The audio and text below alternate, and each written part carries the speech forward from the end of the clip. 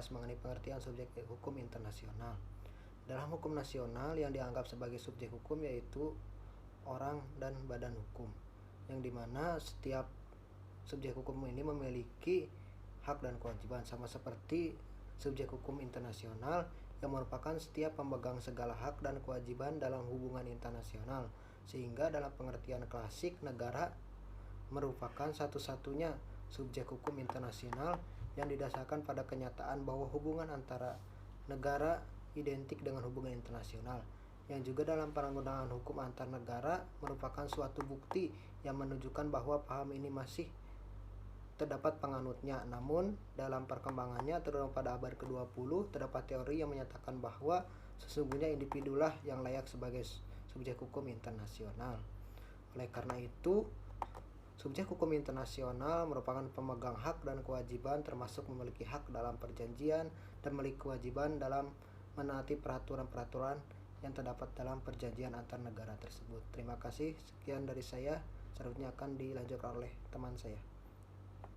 Selanjutnya, saya akan menjelaskan mengenai macam-macam subjek hukum internasional. Yang pertama adalah negara. Negara adalah sekumpulan orang yang secara permanen menempati suatu wilayah yang tetap. Yang kedua, organisasi internasional.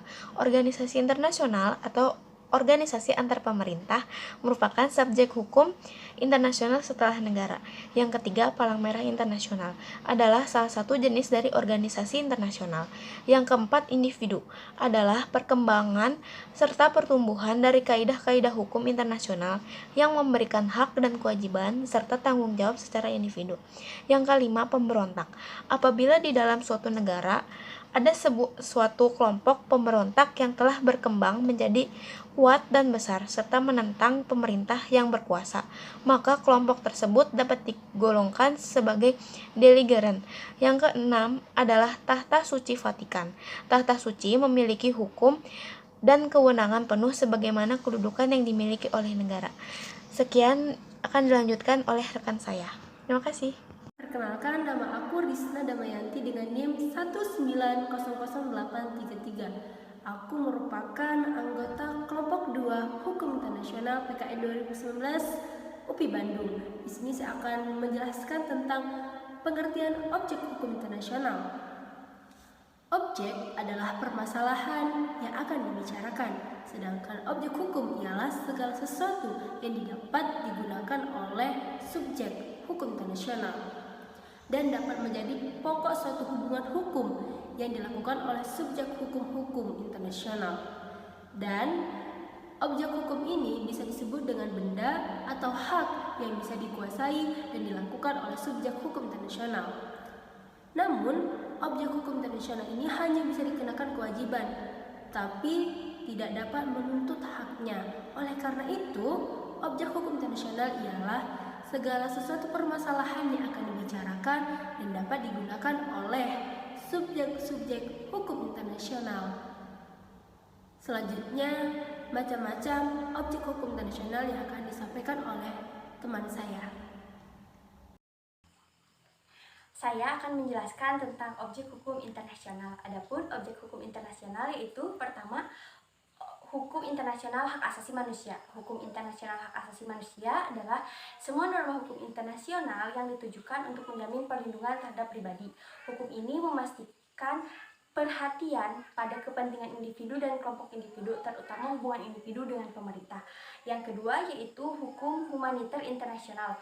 Hukum humaniter internasional adalah sebuah norma hukum internasional yang bertujuan memberikan perlindungan pada saat timbul konflik bersenjata bukan internasional kepada anggota pasukan tempur yang tidak bisa lagi menjalankan tugasnya atau orang-orang yang tidak terlibat dalam pertempuran dalam semua norma hukum internasional yang ditujukan untuk menjamin perlindungan pada pribadi. Dan yang ketiga yaitu hukum kejahatan terhadap manusia. Menurut Statuta Roma, yang digolongkan kejahatan terhadap manusia adalah tindakan-tindakan yang dilakukan sebagai bagian dari serangan yang luas atau sistematis yang ditujukan kepada suatu kelompok penduduk sipil yang merupakan kelanjutan kebijakan negara. Contohnya yaitu pembunuhan, perbudakan, penyiksaan, pemerkosaan, dan lain sebagainya. Sekian yang dapat saya sampaikan, selanjutnya akan dijelaskan oleh rekan saya. Terima kasih. Nah, beralih kepada yang berikutnya nih teman-teman, yaitu mengenai sumber hukum internasional, di mana salah satunya adalah perjanjian internasional. Dalam perjanjian internasional ini ada dua unsur pokok. Yang pertama itu adanya subjek hukum internasional, yang kedua adanya rezim hukum internasional. Kemudian kita beralih kepada bentuk-bentuk perjanjian internasional yang sering diterapkan di Indonesia. Di antaranya antara lain traktat, konvensi, persetujuan, memorandum saling pengertian, summary record, nota politik, atau istilah-istilah lain seperti joint statement, protokol, dan lain-lain. Kemudian ada yang menyebabkan batalnya dan berakhirnya suatu perjanjian. Yang pertama itu bentuk perjanjiannya yang salah atau bertentangan dengan ketentuan hukum nasional. Dan yang kedua itu kekeliruan mengenai unsur pokok atau dasar perjanjian yang terjadi di dalamnya. Untuk selanjutnya kita beralih kepada sumber hukum yang lain. Selanjutnya adalah kebiasaan internasional. Kebiasaan internasional ini terdapat pada pasal 38 ayat 1 pada Mahkamah Internasional yang menyebutkan bahwa international custom as evidence of the general practice accepted as law, yang artinya bahwa hukum kebiasaan internasional adalah kebiasaan internasional yang merupakan kebiasaan umum yang diterima sebagai hukum. Lalu ada dua unsur yang harus dimiliki kebiasaan internasional jika ingin diakui sebagai suatu hukum. Yang pertama adalah unsur material dan yang kedua adalah unsur psikologis. Untuk unsur material itu merupakan kenyataan adanya praktik atau kebiasaan negara-negara yang sudah bersifat secara umum. Lalu untuk unsur psikologis yaitu adanya keyakinan dari negara-negara bahwa kebiasaan tersebut dilakukan atas dasar kewajiban hukum. Lalu ada contoh dari kebiasaan internasional sebagai sebuah sumber hukum internasional. Yang pertama adalah penggunaan bendera merah putih sebagai bendera parlemen. Pada awalnya, bendera tersebut digunakan untuk memberi perlindungan kepada utusan yang dikirim untuk mengadakan hubungan dengan pihak musuh. Namun kini bendera tersebut dijadikan lambang sebagai suatu lambang perdamaian.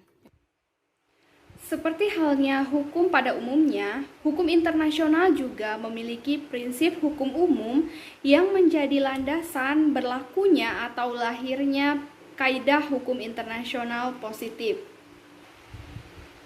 Dari prinsip hukum internasional tersebut dapat dilahirkan norma hukum internasional positif yang dapat dicarikan landasannya pada prinsip hukum internasional itu sendiri.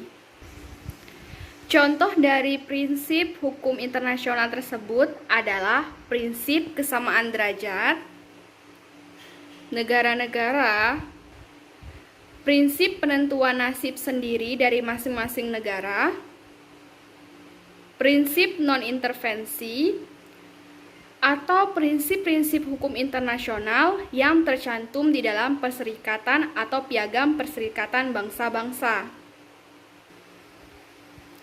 dan lain sebagainya. Tentu saja, prinsip hukum internasional ini banyak ditemui di dalam bidang-bidang dari hukum internasional itu tersendiri. Misalnya, hukum laut internasional, hukum perjanjian internasional, hukum diplomatik, hukum internasional humaniter, hukum ekonomi internasional, hukum angkasa, dan hukum lain-lainnya.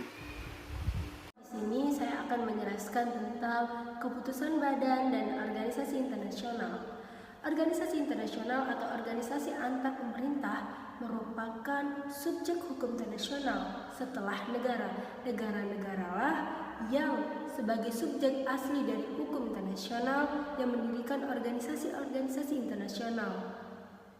Kehadiran organisasi internasional memiliki kaitan yang erat dengan hukum internasional yang diterapkan di era modern saat ini. Status organisasi internasional sebagai subjek hukum internasional yang membantu proses pembentukan hukum internasional itu sendiri dapat dikatakan sebagai alat untuk memaksakan agar kaidah-kaidah perilaku yang terhadapnya negara-negara merasa dirinya terkait atau terikat untuk menaati dan karenanya benar-benar ditaati secara umum dalam hubungan negara satu sama lain. Demikianlah yang dapat saya sampaikan. Apabila ada kata-kata yang salah, saya mohon maaf. Kepada Allah saya mohon ampun. Billahi taufiq wal hidayah. Wassalamualaikum warahmatullahi wabarakatuh.